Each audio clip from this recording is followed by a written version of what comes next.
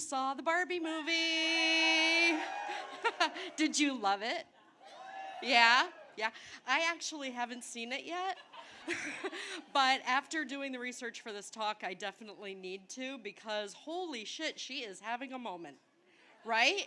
I mean, like a huge cultural moment. And when we talk about Barbie, we talk about her like she's a real person and like we know her, right? Like we all know that she's blonde and blue-eyed and perfectly girly and has a bit of a childlike innocence to her, but she's sexy, but she's classy, and she's slender, always slender, while at the same time having these exaggerated proportions of huge boobs and tiny little waist and legs up to her chin. And if we're really honest about it, she's kind of an airhead. You know, well, she's superficial. She's superficial. It's always been her beauty, that she's the ideal American woman. And really, she's like a trophy wife.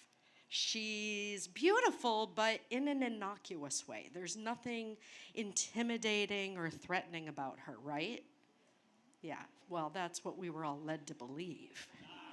But I want you to ask yourselves, how well do you really know Barbie?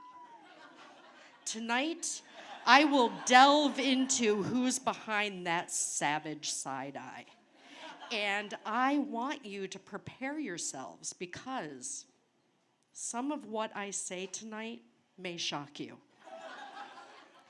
Now, you may or may not know that Barbie was released in 1959 by the Mattel Corporation, spearheaded by Ruth Handler. Ruth was the wife and business partner of Elliot Handler of Mattel. But my friends, that was not the beginning of Barbie's story. No. In fact, I just showed you a series of images, and I bet very few, if any of you, noticed that these 4 dolls are not Barbie. No. So who is this mysterious stranger? Who is this doppelganger?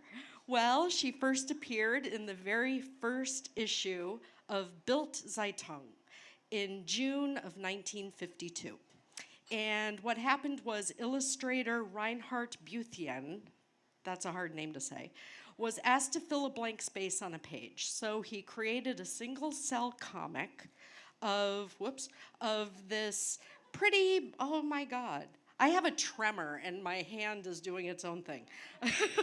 So he made a single cell comic of this pretty blonde asking a fortune teller, would you mind giving me the name and address of this handsome, wealthy stranger I'm supposed to meet? And the readers loved it. So she remained as a regular feature in Bild. And she's often mischaracterized as a call girl or an escort, but she wasn't. She was a clerical worker. She was the secretary that wives were afraid would steal their husbands. And she was the secretary that husbands fantasized about.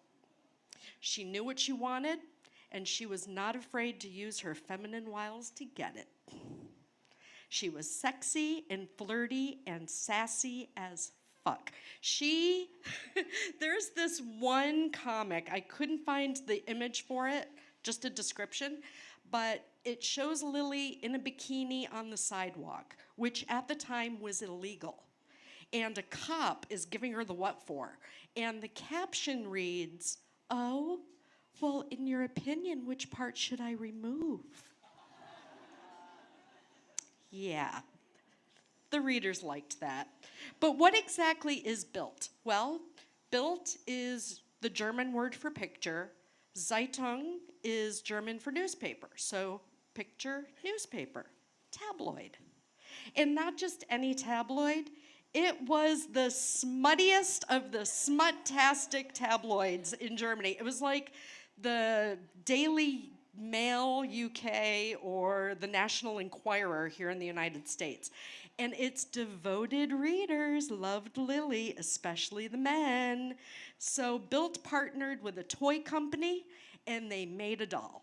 But it was not marketed to children and it was not sold in toy stores. It was sold in bars and smoke shops and sex shops and novelty stores. So you could go into the German version of Spencer's in 1956 and buy a Lilly, a Boobies salt and pepper shaker, or a pen with a stripper in it. And these were all purchased for and by men.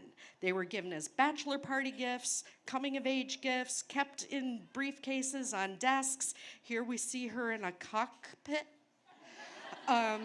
Ruth Handler spotted her while traveling in Germany, brought her back to the States, convinced Elliot and the rest of Mattel that this is the doll that little girls want to play with. And the men agreed. So they bought Lilly, and they rebranded her as Barbara Millicent Roberts, named after the handler's daughter, Barbara. And they gave her a handsome boyfriend by the name of Kenneth Sean Carson, named after their son. So yeah. After that, this wig is driving me crazy as fuck. I don't know how people do that. Whew, it's hot. So she seemed like just a girl who wanted to have fun, but that illusion was shattered in December of 1993 when television stations from across the country started receiving videotapes from a then unknown source. This is a clip from that videotape. Oh, whoops. No, that's Monkey. Where'd our tape, Stuart? What happened? We've frozen. We froze. I've been bamboozled.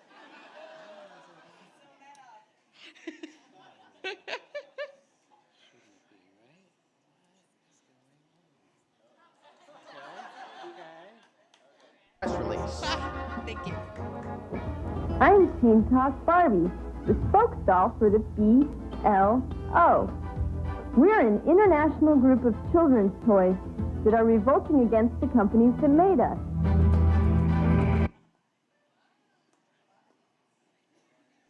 So it seems that Christmas morning in 1993, excited children ripped open their presents to find something very strange. Inside approximately 300 boxes were really odd-sounding dolls and this very cryptic message. And some families were outraged, mostly the men, but some found it hilarious. And one news source acquired the printed materials on how to perform the voicectomies and transplants. And here's a clip of that video. In fact, if you were to perform such an operation yourself at home, it would be easy. This is what you would need. 1 Teen Talk Barbie doll, 1 talking G.I. Joe, 2 sharp screwdrivers or woodworking tools. To open Barbie, insert a screwdriver firmly into the joint at the base of the spine. With a quick jerk, snap the screwdriver down towards the buttocks. Now grab both sides of her torso and split it in two with a firm yank. I love Remove how the it sounds head, like they're cracking arms, lobster. and legs. To open G.I. Joe, remove his batteries and pop off his head. Make an incision across the abdomen from seam to seam. When you are done, take the dolls out of their clamps, and there you have it, your very own set of surgically corrected dolls. Dead man tell no tales. You look terrific. Joe? So believe it or not, some people called that a terrorist act.